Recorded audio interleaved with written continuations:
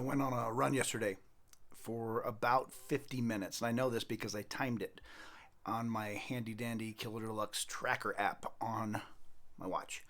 Uh, at the same time, although my watch recorded that I had done the running, it didn't record my steps.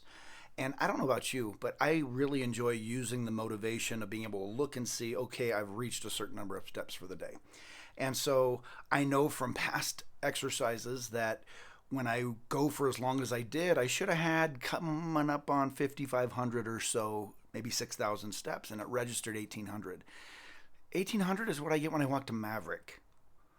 And I was like, and that takes 17 minutes. And that's if I'm going super slow. And that's just a walk. And I'm thinking, oh man, how frustrating is this? It didn't show up. So does it even count? And I have to say, what it reminded me of is a scripture in Galatians chapter 6 where it says, don't grow weary at doing good, because in due time you'll receive a harvest of righteousness.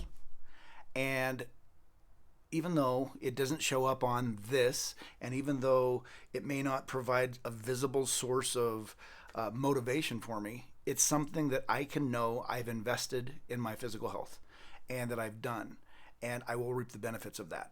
And the same way, when I invest in my life with Christ and I invest in the disciplines that help strengthen and grow me as a follower of Christ, I can know that even though that's done in secret, it will have an effect on what happens in the real world and public when I get to interact with other people.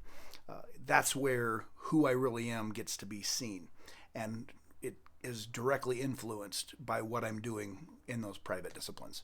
And so I don't know who needed to hear that today, but I just need to remind myself that just because it didn't show up on here doesn't mean it doesn't count. And also simply because people can't see the work that you're doing in private, you be faithful at it. Don't quit, persevere, because over time there will be a good result. There will be a harvest of good stuff that comes from walking in God's way. Have a great rest of your week.